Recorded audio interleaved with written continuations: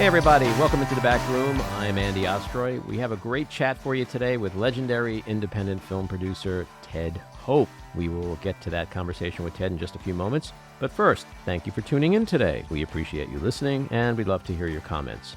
So email us at backroomandy@gmail.com and or post on our social media, and perhaps we'll read some feedback next time. And if you like the podcast, please follow or subscribe, and you'll be notified every time we post a new episode. So let's bring out Ted Hope. Ted's been a producer on over 70 films. He's been a studio executive on over 60 films. He was CEO of a startup streamer, co-head of 3 production companies, executive director of a film society and festival, a professor of practice at 2 universities, and founder of a post-production facility, 2 websites, 2 think tanks, and an app. Ted launched Amazon's foray into feature film production, leading them to 19 Oscar nominations and 5 wins. As a producer, his films have received 25 Oscar nominations, with 6 wins.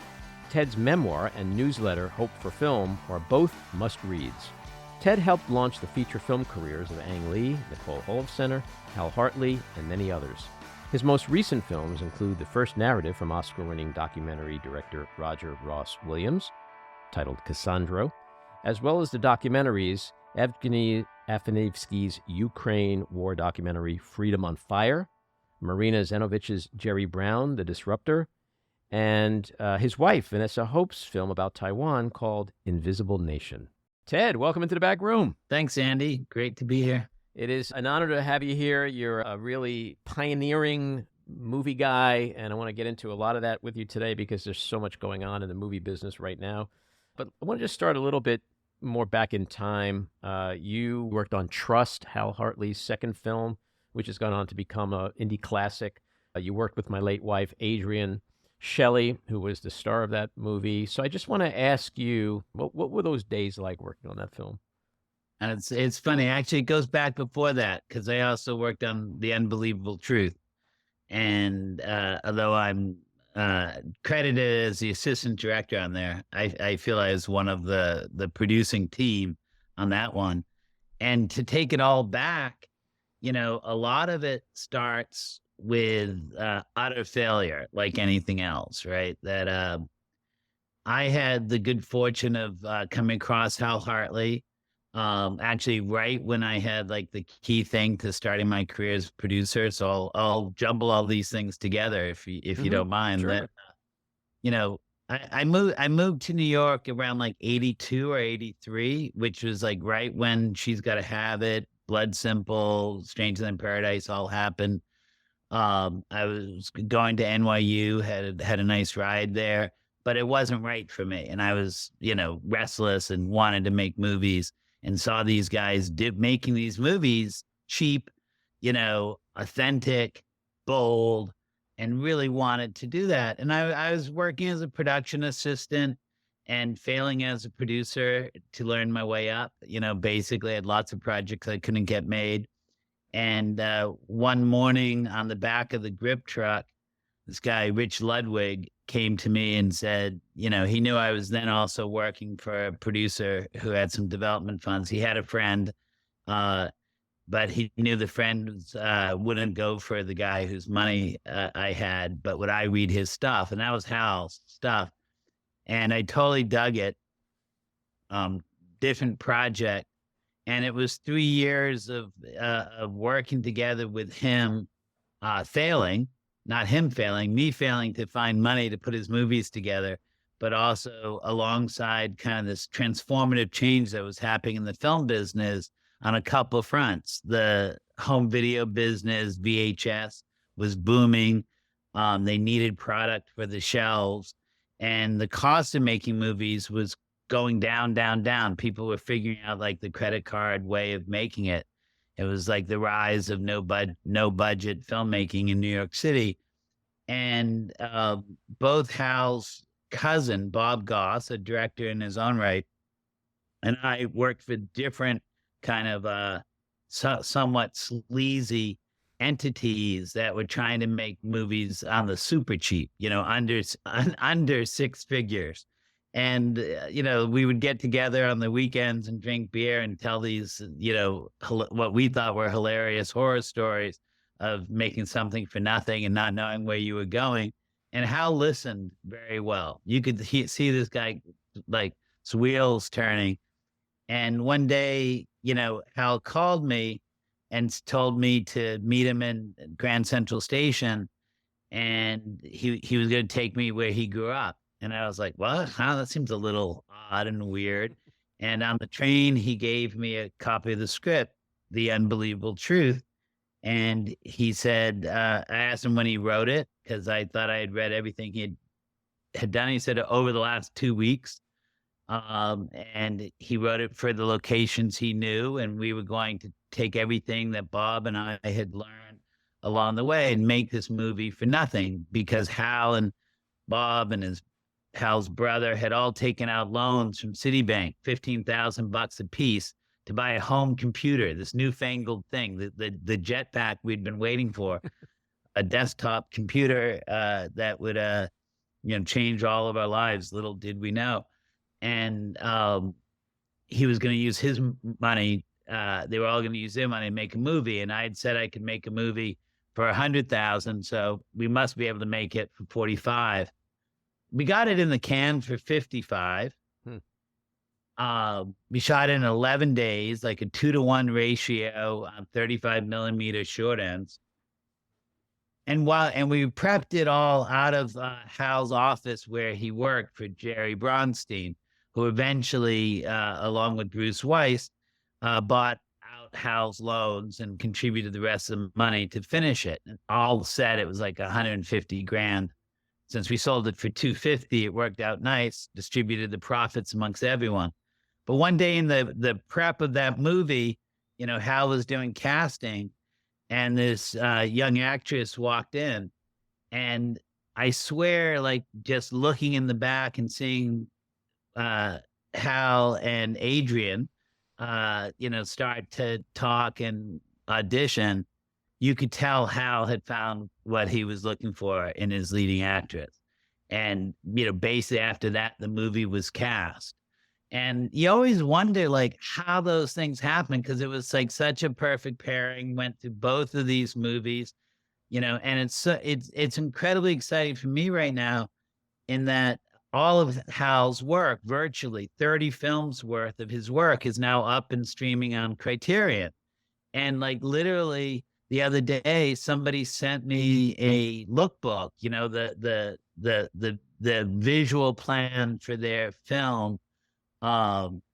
And there was a photo of Adrienne from Trust in her waking up a moment where she's doing the nuclear bomb.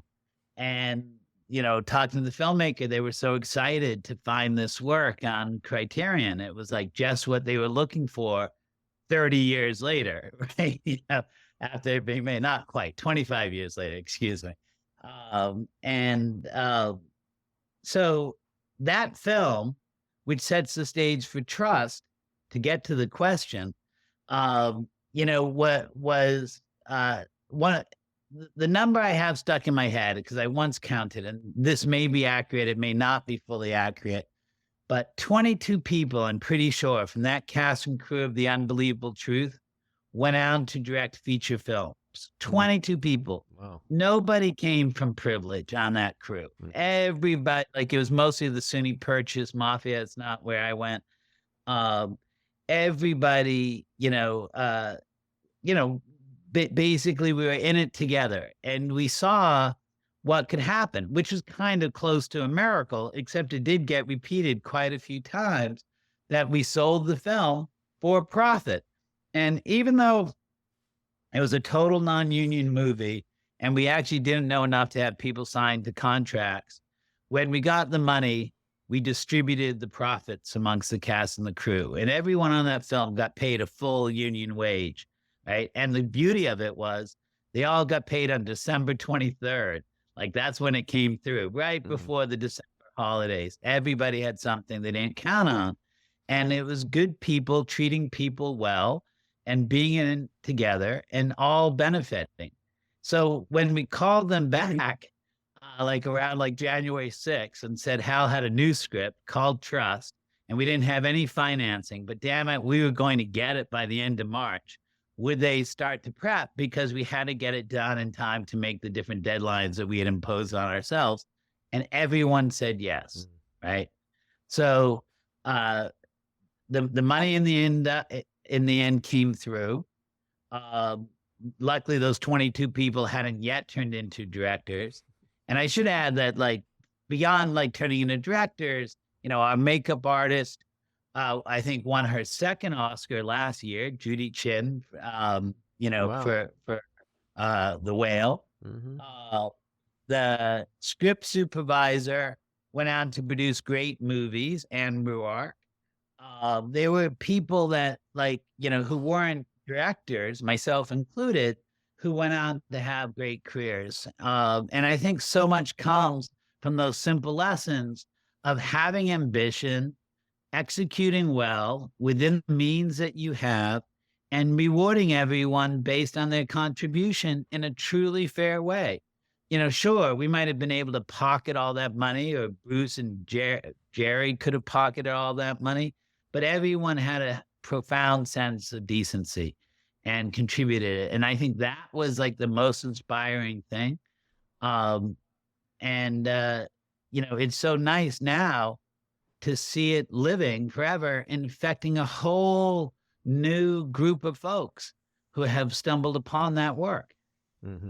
It's funny what you were mentioning before about the casting process. When I was making my documentary about Adrienne, I was talking with Bob Burke, and he said, we would have like a room full of women waiting to audition, and then Adrienne comes in and then leaves, and he goes like, I looked at Hal and was like, do we send them home now? Like, are we actually going to talk to these women, because they don't have a chance, right? Like, Adrienne's getting this part.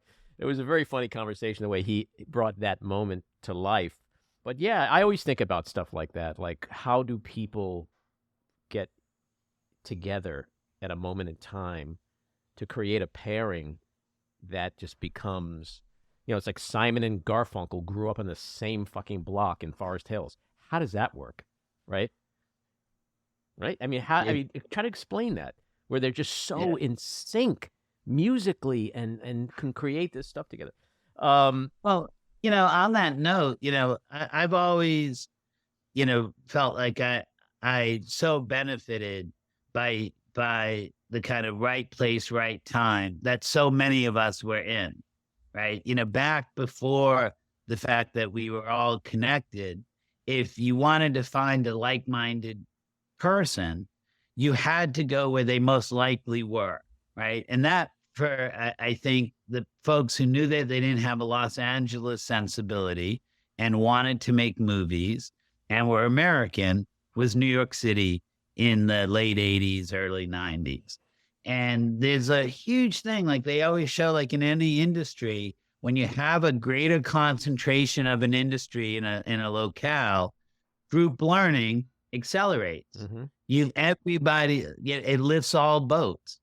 And I wouldn't have the career that I have if someone hadn't introduced me to James Seamus, if I hadn't been forced to sell one of my first films that nobody wanted to sell, and got to meet David Lindy at the Berlin Film Festival. These men became my business partners. One day, Anthony Bregman walked in with a photograph of the Angelica Film Center and had recognized that somehow we were connected to all 5 films that were playing that day.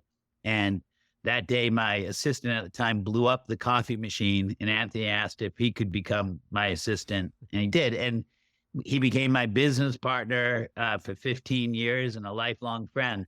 The first day that I went to film school in New York City and was going to drop out that day because I was so unhappy at the end of the day, finally somebody said something that I liked. And when I looked in the back of the room, it was Ann Carey. And Ann Carey transferred to NYU the same time, became a lifelong friend, longtime business partner, also with Anthony, also with James, also with David. My life, never would have been the same, except for the fact that everybody's paths crossed. Christine Vachon, Pam Koffler, Larry Meistrick, we all had the same ideas at the same time, executing in different ways. And it made all of our work better. Mhm. you know? And so you're talking about you headed up and founded Good Machine with Seamus, but you were involved in movies like The Brothers McMullen, In the Bedroom, The Ice Storm, The Savages, The Wedding Banquet, American Splendor, Happiness in throughout your career. I mean, these are amazing movies, and that was a time when independent film really thrived. Quality dramas, family dramas, personal stories. So much seems to have changed since then. When you look back on those days, when it was, I won't say easy, but relatively easier to get a movie like that made, does it make you sad that that landscape has so changed? Yeah. Well, it doesn't actually make me sad because I believe everything is constantly in flux. It took me a long time to really grow comfortable with that. I said it for a long time without accepting it. It was still like shaking my fist at the cloud. Why can't you be the way you used to be? You know, but it's always been changing. Like I, I write obsessively. I have this Substack called Hope for Film that's pretty popular these days. And but I wrote my very first post, article for Filmmaker magazine in 1995, and it was called "Indie Film is Dead."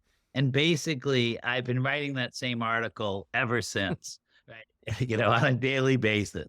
And there's lots of nuance to it, but the truth is, indie film is change, and the film industry is change, and it's constantly, doing that.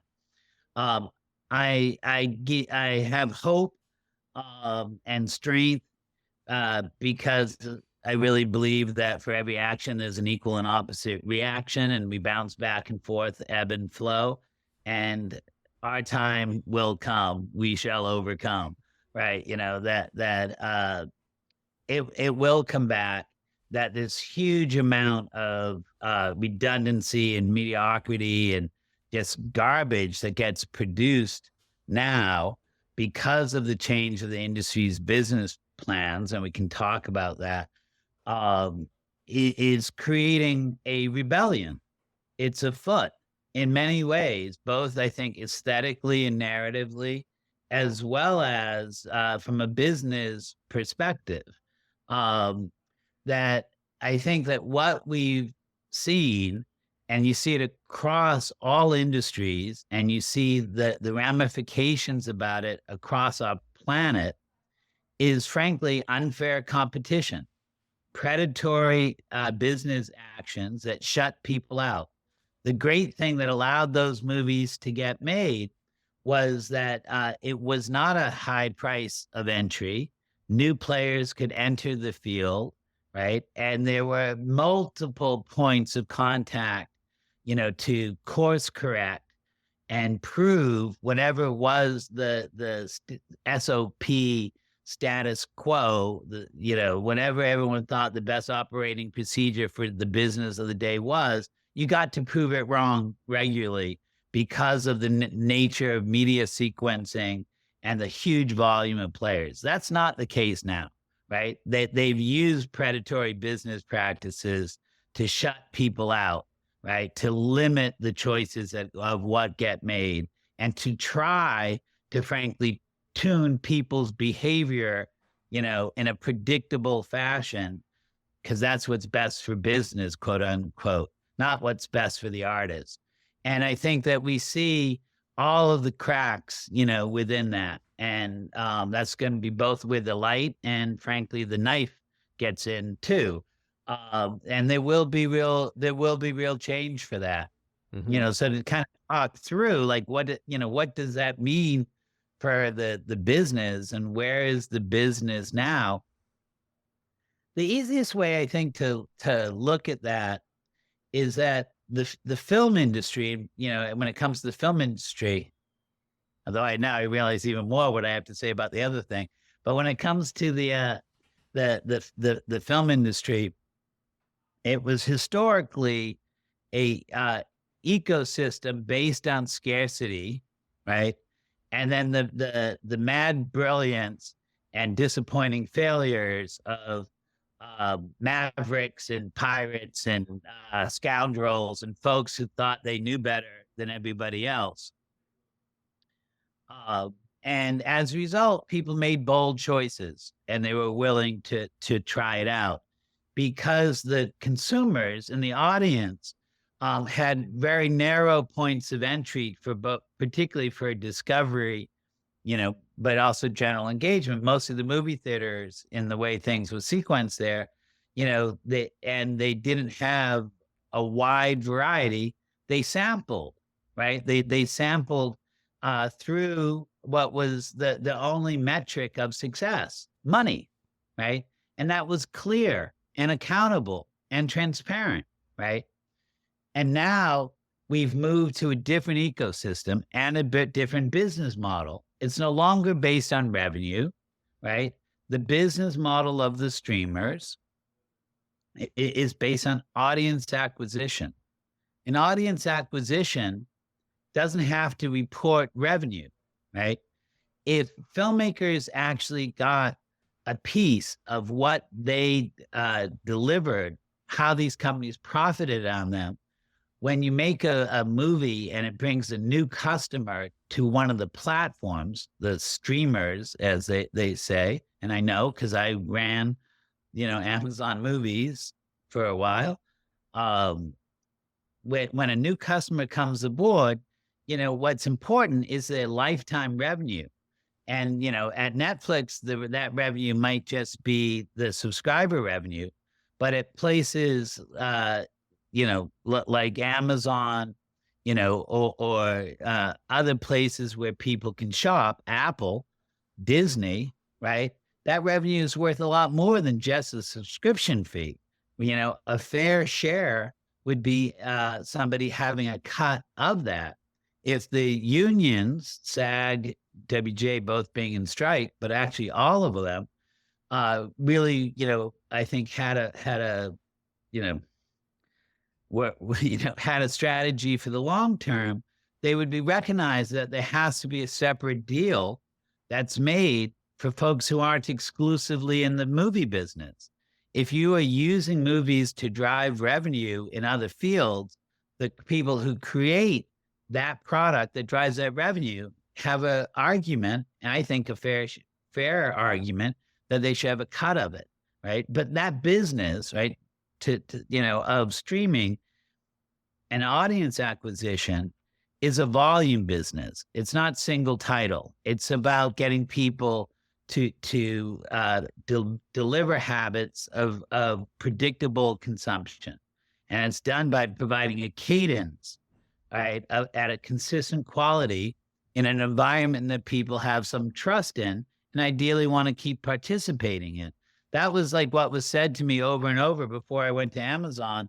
I ran a boutique streamer startup called Fandor, and 25% of that staff were experts in the customer acquisition business, and they made that really clear. You have to deliver new work on a consistent basis if you want people to subscribe, right? And because that's such a different business, right?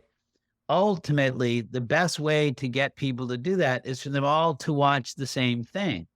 So you start to have, something that's like when you think of these big companies that are global and control these platforms that everyone's in and basically shutting out that competition, you start to see that it's almost the same mindset as a authoritarian dictatorship, right? How do you maintain thought control? How do we maintain predictable behavior? You shut out certain types of content, as they like to say. You reduce the value of that content by giving it names like content, right? And you get people to behave in more predictable, i.e. controllable ways. Xi Jinping in China wants the same thing as the leaders at Netflix and Amazon want. They want predictable citizens who consume on a regular basis and keep the trains running on time. Not the world I wanted to live in. Well, you were recently at the Locarno Film Festival, and you gave a keynote address, which many people said was a pretty scorching speech relating to a lot of the things you just talked about. And it was titled, I think, 50 Proofs That the Cinema Apocalypse is Upon Us. And one of those things which really caught my eye, and I think crystallizes the foundational reasons for the SAG-AFTRA and WGA strikes, was that Netflix made $900 million on Squid Game, and the creators received zero in residuals. That is the issue, isn't it?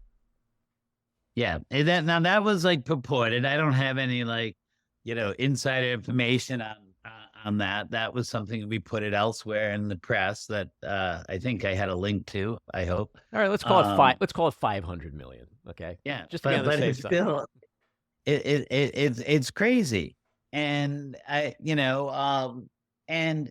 you start to see which I just find somewhat shocking. Like I believe strongly that everyone in the film business entered because of love of cinema, and with the best reasons. They love these movies. They wanted to change hearts and minds. They wanted to inspire the young, soothe the afflicted. Some of us wanted to afflict the comfortable along the way. But, everyone came with good intentions to make something awesome, right? And for a variety of reasons, you get incentivized to do other things. Right. And a lot of people choose to do that. It's hard to say, I don't want to make an awesome living when you're given the chance. But we have to look at what the leaders on all sides of these things have actually done to the ecosystem.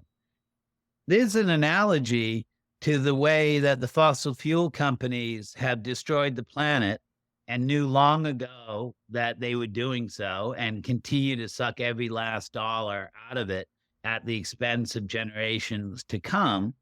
And what's happening right now in I think, all of our cultural industries, because it's not just movies, right? You see those like stats of how few people actually make money in music streaming and what a small paltry sum of the company's revenues go back to the artists everywhere.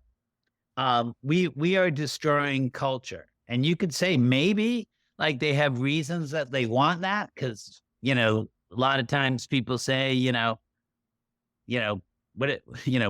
movies, rock and roll, rap, fashion, these are deteriorating our moral and ethical values. No, they just want people to be work slaves, generally speaking, I think. And you don't want people to, it's great that American education is so damn expensive, because then people have colossal student loans and they have to actually take the job in the financial institution to have a dream of paying things off. When I met Hal Hartley, I had the good fortune of gentrification saving my poor ass, in that my building went co-op and they paid us all 50 grand to move out of the building, and I could pay off my student loans, right? Which meant I could be a PA for 3 years, earning about $300 a week while I dreamed and tried to learn the skills that would later take to become a producer. That doesn't happen these days, right? And if we don't have ways that allow people to pursue the cultural industries on a reasonable basis, we're not going to get the next generation Adrienne Shellys and Hal Hartleys and Spike Lees and Jim Jarmusch's and all of those folks, right? That you have to be able to say, it's not a crazy dream, that I can actually go out there and be a creator.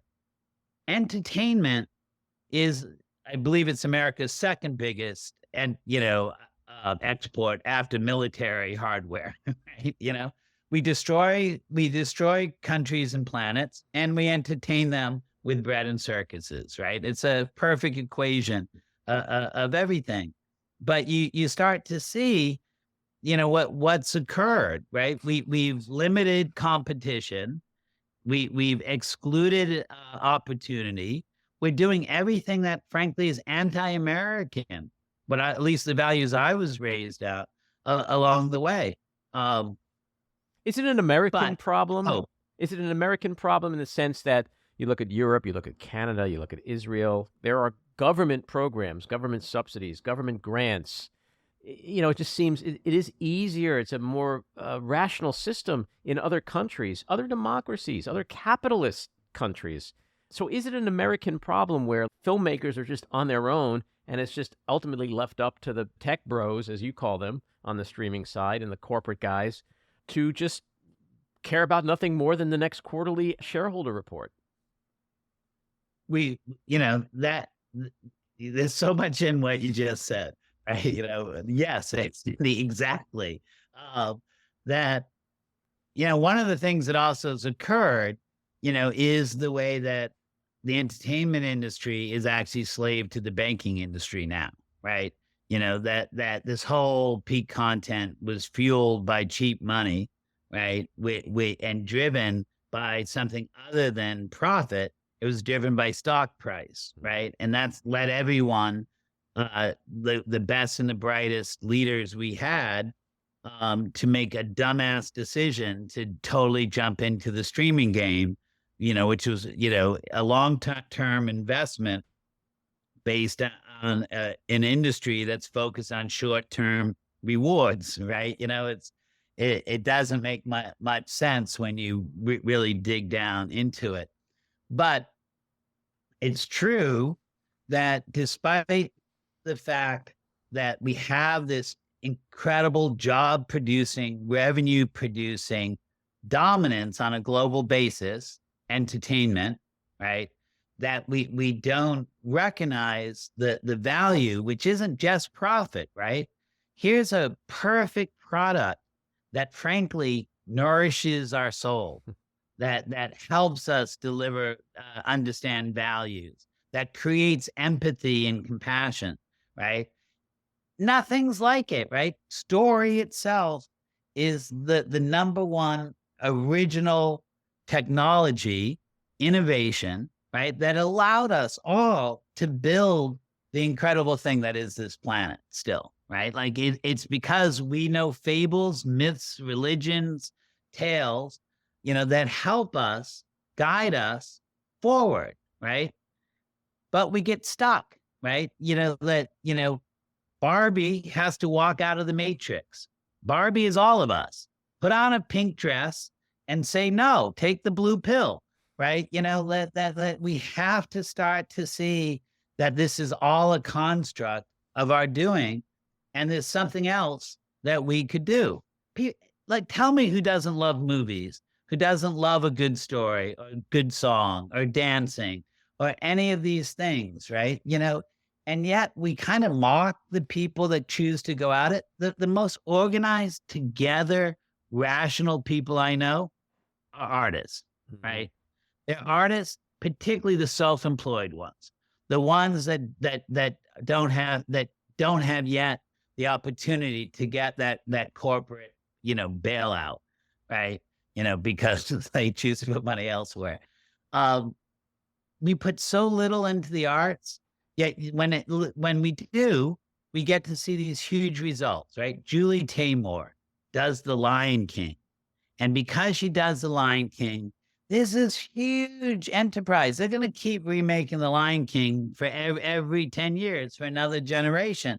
But it required somebody who is educated on Indonesian shadow puppetry and bunraku, right? That you needed the mad brilliance that she brought to this story. And that was funded by the National Endowment of the Arts, right?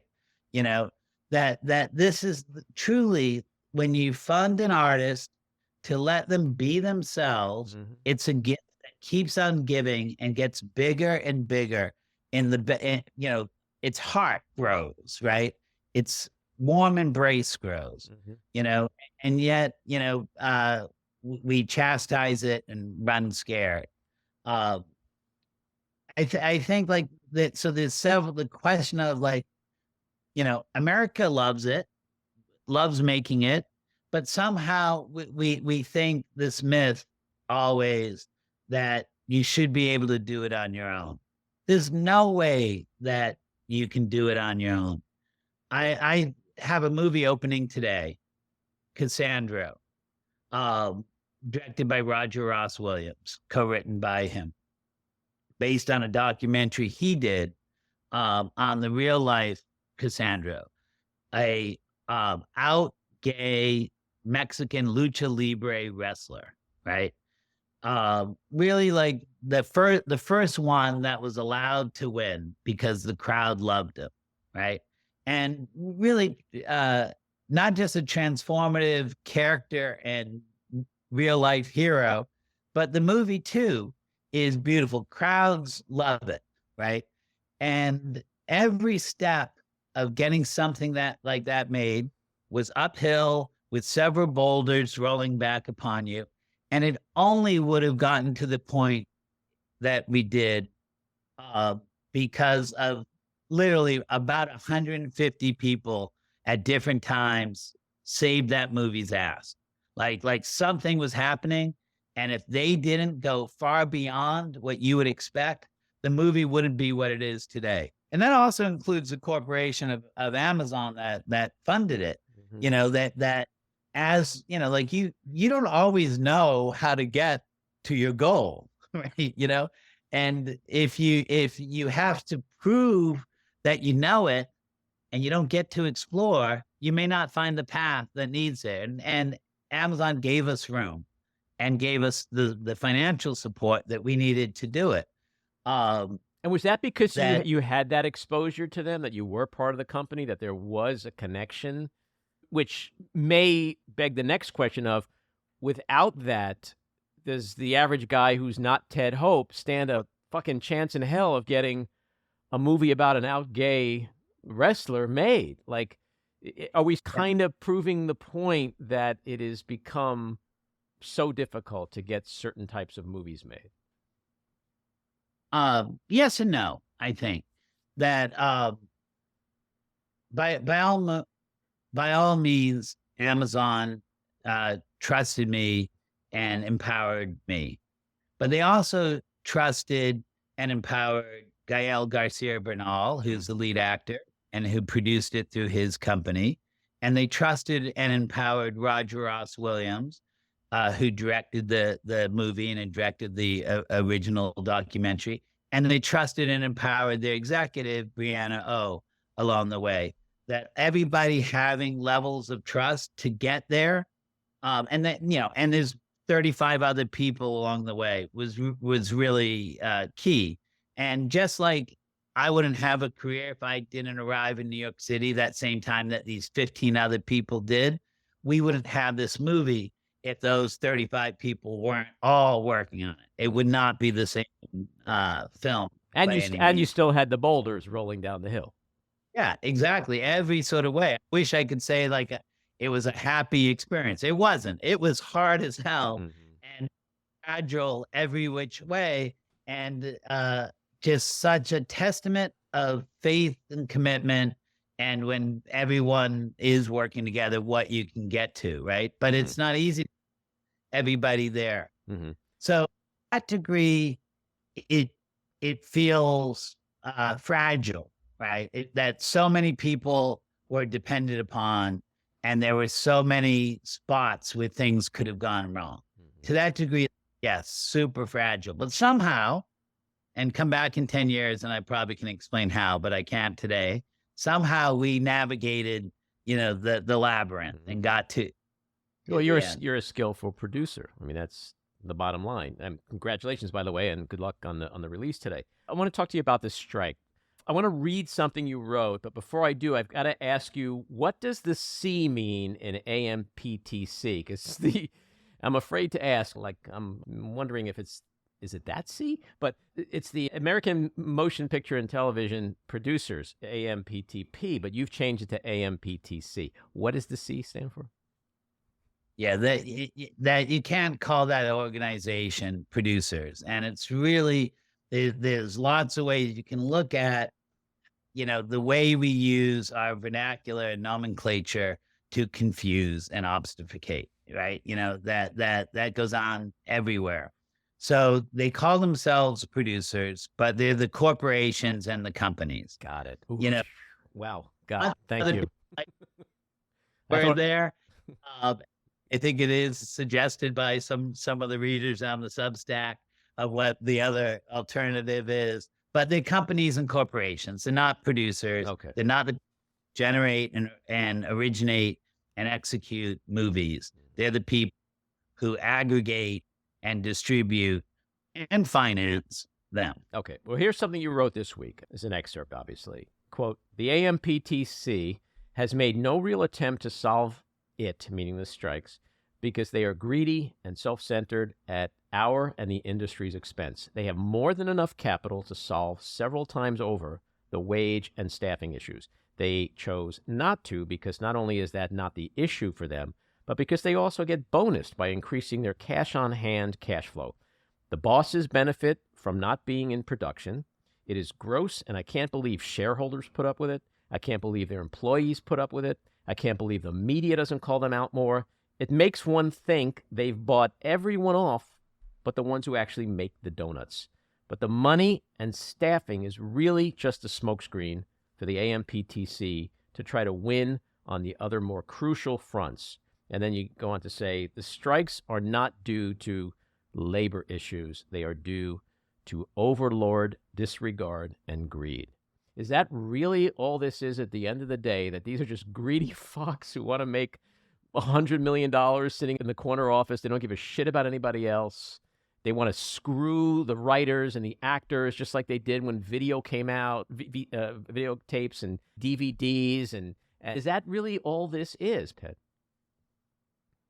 You would have to kind of go back to, I think, at core to this strike right now, that the real issues are that transformation from a single title revenue producing industry, the movie business and the series business, to a one of the manufacture, distribution, and access, the platform of streaming.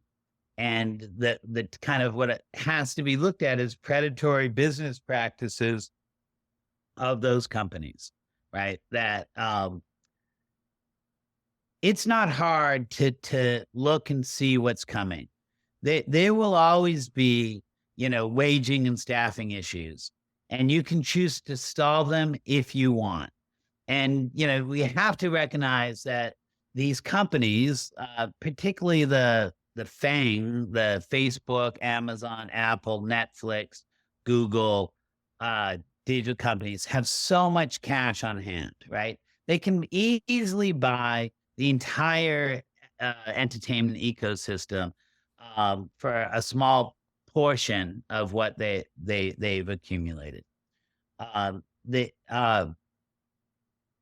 That their methods, which became legalized along the way, that is trying to take over market dominance, right? And along with our business needs, when you are a public company in particular, to show constant growth and what that all means. It is that same overriding philosophy, so to speak, that has destroyed our planet for our children, right? That has created a world where we are hostile and polarized, where we don't have the empathy and compassion we once did, where we all go bowling alone, if you go bowling. Who doesn't bowl? We used to have community, right? And I think a lot of that's that neglect of stewardship, neglect of long-term thinking, that things aren't based on first principles, that they don't know how to execute for anything other than market control and growth, right? And that's what it's all triggered to. In that streaming and aggregation business, the key to that is the kind of double-headed dog of lack of transparency and removal of participation in success, right? We need an artist bill of rights, right? Really starts that equates these with human rights. And just as you can't go out and sell yourself into indentured servitude, even if you wanted to, you shouldn't be able to give up your right to participation in success in a fair way. And yet,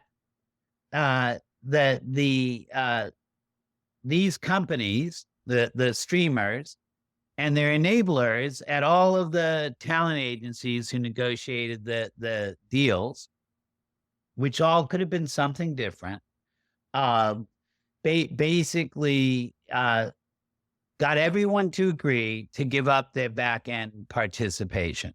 So for a little while, everything seemed like it was a hit, except the hits, right?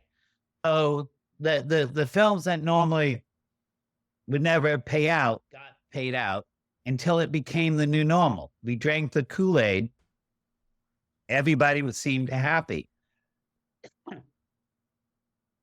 There was no way of checking it, because not just like the fact that people no longer have a right to share in the success, they don't even get to see what their work generates.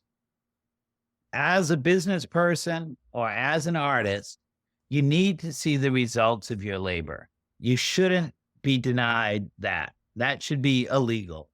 How am I supposed to adjust my behavior if I don't ever get to see the ramifications? I think a lot of people who really dreamed that they would never be held responsible for their actions in every which way. And that's, why we have jails, right? But I myself like to be held accountable. I think actually most people with a sense of decency want to be held accountable. My word is good. I am who I am. I'm a reflection of my actions. And in that same way, when I do something wrong, I need to be able to course correct. And I would argue, like, if my film doesn't work, I did something wrong. How am I supposed to course correct if I don't have access to the data? So with a little big, by giving people a taste of wealth, they got people to neglect these other things that were so important: transparency of data, metrics of success, sharing in the upside. And that's what's really transpired now. And that's really the long plan, I think, in the strike, that they don't ever want to give up that.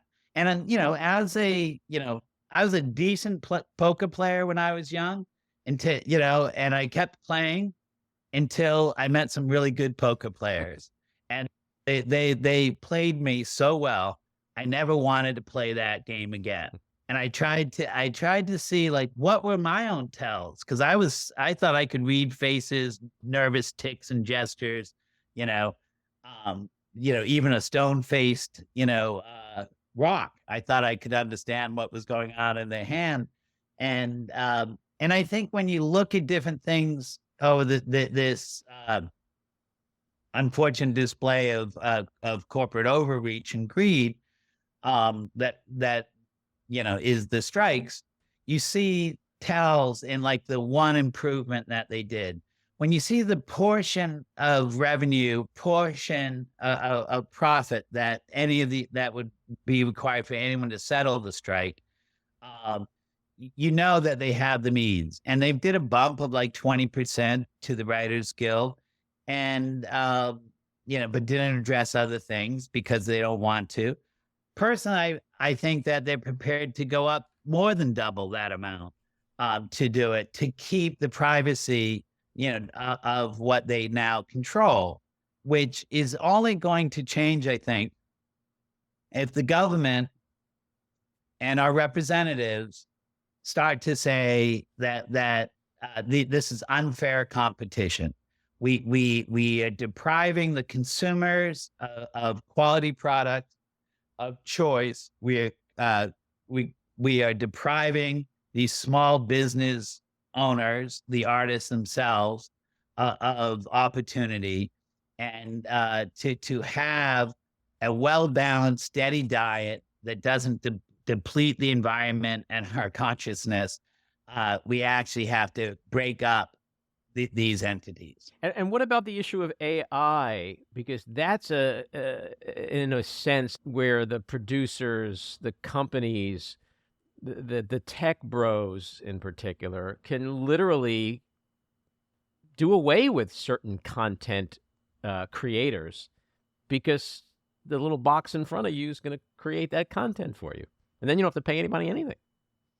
Yeah, I think, by the way, we are, I think, recording on Zoom, which I think has a piece in there in the, when you start using it, that actually gives them rights to what we are saying now, right? We are training their AI, just like when we go on to Elon Musk's X, we are training his AI. And all of this that we generate, we no longer seem to have rights to, but that can be fixed. I think that AI and technology in general is here to stay, and it's going to be rapidly increasing. And maybe one day we do get those proverbial jetpacks, or at least the transporters that allow us to be in the same room in different locations. Hey, maybe that's what we're doing right now. But if you have first principles, you can actually, I think, enforce and lead things towards the values and outcomes one might want them to be. That all of these existing generative AIs right now are trained on the creative work of folks who haven't been compensated. I'm pretty sure that's called theft, right? And yet we have other technologies that can allow there to be the tracking of ownership and the automatic payment and licensing of those things if the creators so want, right?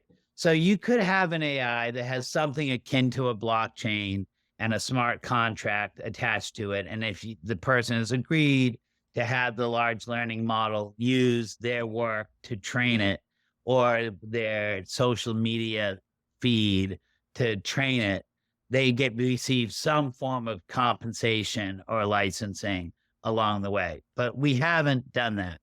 I firmly believe that things like when you have what should be like-minded partners, artists, producers, distributors, studios, financiers, the platforms that stream the work, you can sit there and actually agree on common principles that need to be enforced along the way. And then build out from there. But that's not how it happened, because we are willing to go willy-nilly into the future with total disregard. Like, all you have to do is look at, hello, Maine is being hit by a hurricane right now as we speak, right? It's too north to have that. It's supposed to happen in Florida. It's happening in Maine because of the California too. Recently, the not just neglect, the planned destruction of our environment at the expense of profit, right? And we're seeing that in our cultural industries too. It's time that people say, hey, we're better than that. We can work together. We can determine values that we all hold together, and we can still build fantastic businesses and entertainment on top of that. So in our final minutes together, we have the WGA strike, which is in day 136. SAG-AFTRA is in day 63. I'm actually using your calculations. I added 2 days from what I read on your Substack. I double-checked. I had to double-check that. I figured you were methodical in your calculations. How are we going to get around the intransigence, this intense stalemate that exists? People I talk to say, all right, this thing is probably going to go on until the beginning of 24 at least. Like, how does it end? I find some form of solace in the adage or formula that until the pain of the present is so great, we will not get over our fear of the future, right? That when you ask yourself, why do things move so slow? That's the answer, right? We know what's good for us, right? Yet we do not do it, right? I should be dropping about 30 pounds, and I've known that for about 20 years. And I just am not going to do it because I love my cheese. What can I say? And you look you look good. You look good, Ted. Likewise, Andy. I was going to say, I think for everybody, and we have to recognize that both sides in this strike, as dug in and committed as folks are losing solidarity amongst their own memberships, right? Like that they need to show that they care for the welfare of everyone. Both sides do. And I frankly think that that first step, and I would consider it incredibly hopeful, is that they say, like, let's work together, to manage the future better, right? So we avoid situations like this. Let's work together to manage the future better. And that can be done by saying, like, we will mutually invest each, according to our abilities, in a organization that can develop a wide variety of strategies to address the wide variety of problems that exist in the film ecosystem. A think tank for the future of film storytelling and the businesses we build around that. I think that would be, frankly, it's not currently on the table. I don't hear anyone but me suggesting it, but I think it would actually say we're committed to preventing these problems from occurring again, right? But the truth is, like, that is antithetical, I think, to the business interests of the platforms. They shouldn't be called streamers. They should be called platforms, right? And you should be treated as a utility. And I think that is virtually inevitable that that's going to happen, frankly. And I think the first step for the welfare of cinema is the traditional Hollywood studios to recognize that they've been hoodwinked time and time again by these tech companies, and their interests are not aligned, right? That if I was the unions, I would introduce right now separate payment models for those that solely earn their revenue through entertainment, the traditional studios, those members of the AMPTC, and another higher wage level for those that earn revenues through global integrated practices, like Apple and Amazon, and others, right? So that's one, right? Or two. I think if we hit three, right? Three things there. That a think tank for the future that shows shared interests, a separation of the traditional studios from the platforms, and a separate wage scale for those that exclusively earn their revenue from the entertainment world. I think that there are other practices that have existed for some time that really did wonders at maintaining a level playing field and fair competition. And as a result, when they were in practice, not only the creators, but also the audience and the consumers benefited. And those were traditional antitrust statutes, like the FinCEN laws in television syndication and the Paramount decree in theatrical exhibition. And there are models that other countries have that also enhance the competition. And when that competition is enhanced, there's innovation and excellence that happens as a result, and the consumer benefits. And we have to recognize how tightly linked all of that is and how fragile the world is now. If we want to have the equivalent of the climate disasters that we're having now in the entertainment business, all we have to do is maintain a steady course. But we actually are at an inflection point where we can change that. And what you're suggesting describes, at least on the surface, like almost a top to bottom overhaul of the entire ecosystem. Is that something that's doable to get these strikes ended and in a reasonable time frame? I mean, I had a lawyer once who I was working with, and he said, our case is not going to settle until the other side starts bleeding.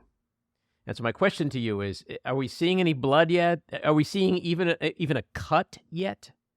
That's why I think that there are cuts, but they're not cuts to those that are in the revenue from things other than the entertainment business.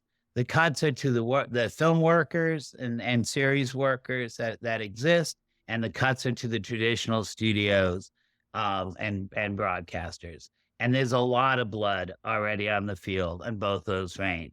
So that you can see a alliance of interests emerging, solutions that exist, but it requires the AMPTC, or government to recognize that there's divergent interests within that organization.